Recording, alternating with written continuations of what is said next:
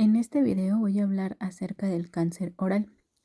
Bueno, primeramente vamos a definir qué es cáncer oral, y esto se trata de cualquier crecimiento de tejido canceroso en la cavidad oral, que es una proliferación lesiva donde las células son atípicas, es decir, que pueden presentar un tejido anormal, su tamaño está aumentado, pierden contacto mutuo y están desordenadas. Este tipo de cáncer se puede presentar como una lesión de tejido de la cavidad oral o como una extensión de estructuras vecinas. Por mencionar algunos aspectos generales, el cáncer oral incluye lo que son cánceres de la boca y parte posterior de la garganta, y se forman en lo que puede ser la lengua, tejido que recubre la boca, y las encías, también debajo de la lengua, base de la lengua y en el área de la garganta, que se encuentra en la parte posterior de la boca. El cáncer oral tiene una gran importancia debido a que este tipo de cáncer, lo que es cabeza y cuello, es el sexto tipo de cáncer más común a nivel mundial, y cada año se diagnostican alrededor de 500,000 nuevos casos de cáncer oral y orofaringio. También que hasta un 70% de los casos de cánceres oral están precedidos por lesiones orales premalignas, que más adelante voy a explicar. También como dato tenemos que este tipo de cáncer tiene una mayor frecuencia en personas mayores de 40 años, sin embargo se puede presentar a cualquier edad. También afecta más a hombres que a mujeres y está relacionado con el consumo de alcohol, de tabaco y con el VPH. Dentro de los factores de riesgo y causas, encontramos que el cáncer oral es una enfermedad multifactorial.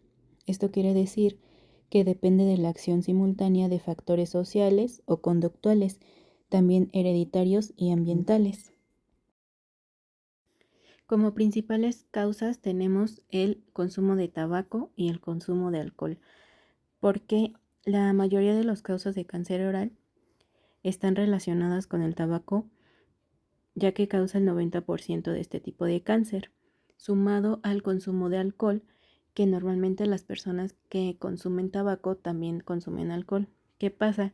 Que el alcohol aumenta la permeabilidad de la mucosa, haciéndolo susceptible a los agentes e ingredientes cancerígenos que contiene el tabaco, ya sea cigarrillos, cigarros, pipas, tabaco de mascar y rapé.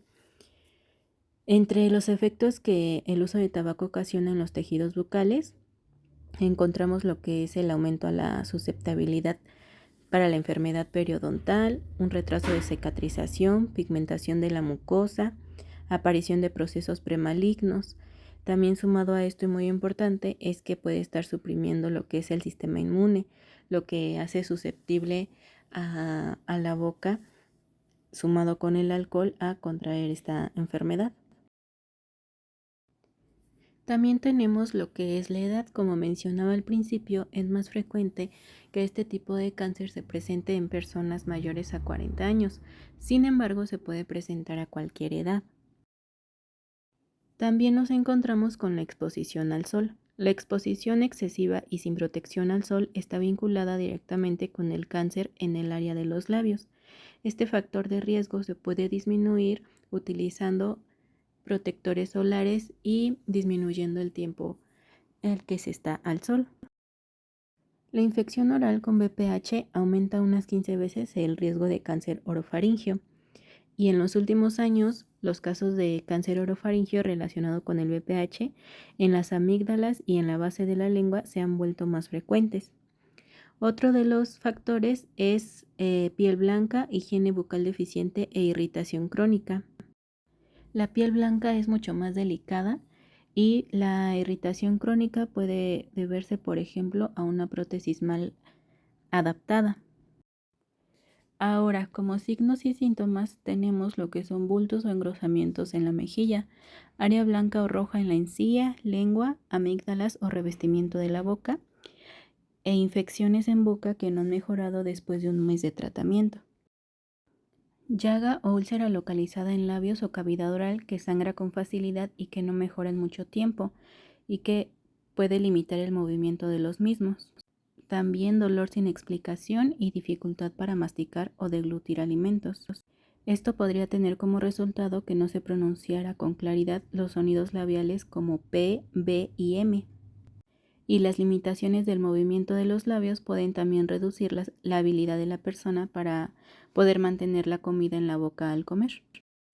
También nos podemos encontrar con lo que es halitosis, inflamación mandibular, movilidad dental y entumecimiento de la lengua. En cuanto a la clasificación, en función del tejido del que deriva el cáncer oral, se puede clasificar en derivados del epitelio y derivados del tejido conectivo. Por ejemplo, tenemos en derivados del epitelio el carcinoma oral de células escamosas, que este cáncer comienza en las células escamosas, encontrándose estas en la piel, revestimiento de los órganos huecos del cuerpo y de los pasajes tractos del sistema respiratorio y digestivo. También el carcinoma verrucoso, que poseen menor grado de malignidad, tienen un crecimiento lento y no es invasivo. El melanoma, que es una neoplasia de los melanocitos de alto grado de malignidad, que es un poco frecuente, pero importante, ya que podría confundirse con una pigmentación de la mucosa oral. En tumores malignos derivados del tejido conectivo, tenemos, por ejemplo, el fibrosarcoma, que deriva de los fibroblastos, también el liposarcoma, derivado de los adipocitos, el angiosarcoma, derivado de las células endoteliales de los vasos sanguíneos y linfáticos, y el neurosarcoma, derivado de la cubierta de los nervios periféricos. En cuanto a la metástasis en cavidad oral, tenemos porcentajes.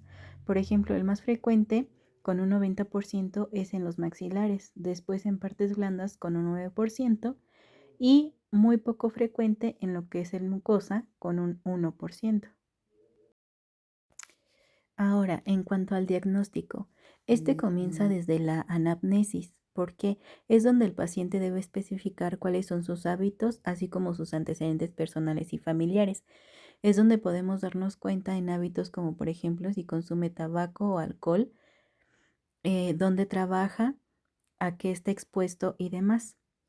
En el examen clínico podemos observar las asimetrías o malformaciones faciales que pueden hacer de nosotros pues una sospecha sobre algún crecimiento sospechoso y anormal. Es decir, aquí es donde debemos de palpar el cuello, los labios, la encía, los carrillos. Donde se buscan nódulos, se realiza una exploración completa y detallada de cada una de las estructuras que conforman la cavidad oral. Como estudios complementarios vamos a encontrar lo que es la biopsia, que es la extirpación de una cantidad pequeña de tejido para poder examinarla a través de un microscopio. Este permite formular un diagnóstico definitivo.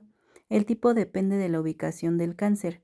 Existen tipos de biopsia, como son la citología exfoliativa, biopsia por incisión, biopsia por aspiración con aguja fina, y esta se emplea en pruebas de recidiva de cáncer una vez que ya fue eliminado. También tenemos lo que son los estudios de imagen, los escaneos como una tomografía computarizada, una imagen por resonancia magnética o una radiografía panorámica, que es donde se muestran todas las estructuras anatómicas de la cavidad oral y sus anomalías.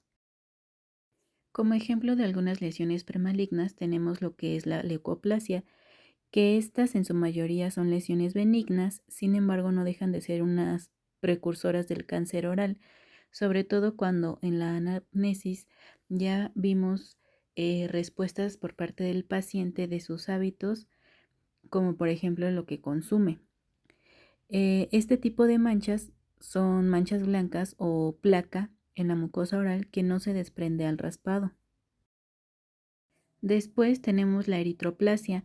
Esta se diferencia de las demás lesiones porque se observa como lesiones rojas y pequeñas. Son ligeramente elevadas y de apariencia granular. Existe alto riesgo de carcinoma cuando se encuentran ulceradas. El siguiente ejemplo es la quelitis actínica, que corresponde a una inflamación en los labios que es provocada por diversas causas. Entre ellas se incluye la exposición solar. El labio inferior es más vulnerable debido a que su epitelio es delgado y recibe la radiación de formas más directas. Ahora, el líquen plano es una lesión asintomática, con líneas elevadas de color blanco azulado que encierran áreas de la mucosa aparentemente normal y se localiza normalmente en la mucosa yugal y en el tercio posterior de la lengua. Las opciones del tratamiento para carcinomas orales son variables dependiendo de factores, como por ejemplo, si se detecta en una etapa temprana o tardía. Cuando se detecta en una etapa temprana se trata con cirugía o radioterapia, y cuando se detecta en una etapa más avanzada puede tratarse con una combinación de tratamientos. Antes del tratamiento es importante realizar una evaluación dental sistemática y establecer un programa de atención bucodental, debido a que la mayoría de estos pacientes presentan patologías dentales asociadas, como son la caries y la enfermedad periodontal. Entonces se debe realizar una rehabilitación oral con un tratamiento no invasivo, como cubetas de flúor y prótesis maxilofacial. Durante el tratamiento se debe minimizar lo mayor posible los efectos secundarios de la radioterapia y recomendar un programa básico de cuidado oral personal, como una combinación de cepillado de dientes, uso de hilo dental y enjuagues para mejorar la observancia del tratamiento al disminuir el riesgo de infección. Después del tratamiento hay que poner atención especial al proceso de curación y la posible recurrencia del cáncer oral, así como tener un seguimiento con revisiones al menos 2 veces al año. Padecimientos derivados de la quimioterapia. Los pacientes que reciben quimioterapia pueden padecer leucopenia, que es el nivel bajo de glóbulos blancos en sangre que interfiere con la habilidad de poder combatir infecciones. También pueden padecer trombocitopenia o difusión plaquetaria, anemia que va a generar complicaciones reparativas y de potenciales infecciones anaerobias. Cuando el paciente está en estadios 3 o 4 muestran compromiso hepático o renal, y esto va a limitar solo urgencias a nivel hospitalario. Ahora las complicaciones bucales de la radioterapia.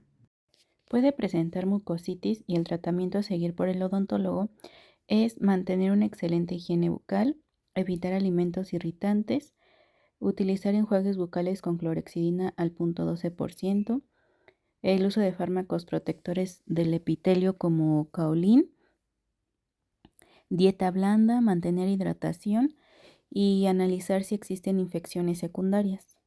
Para la disgeusia es importante el suplemento de zinc, sulfato de zinc de 120 miligramos 2 veces al día y modificar la dieta.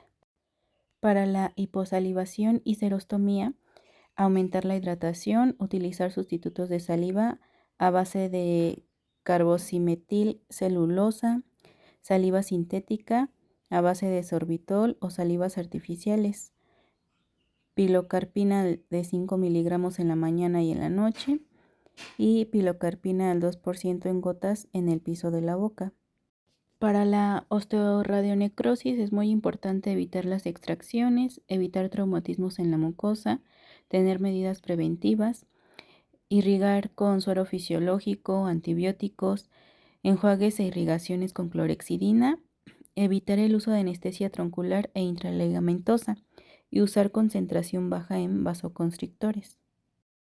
También puede presentar trismos y para este es necesario fisioterapia y miorrelajantes.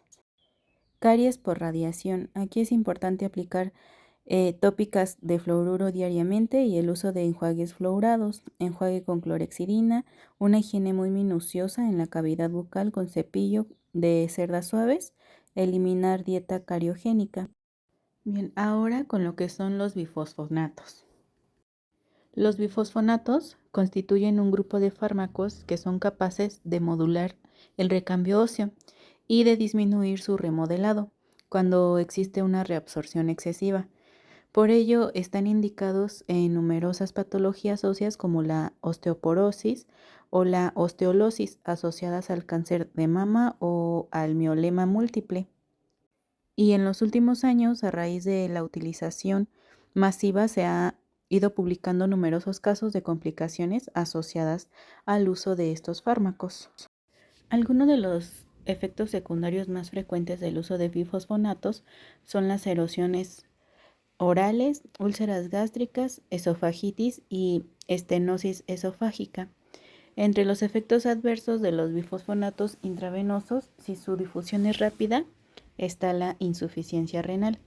Ahora, clínicamente las lesiones a nivel intraoral se presentan como áreas únicas o múltiples de exposición de hueso necrótico al medio bucal.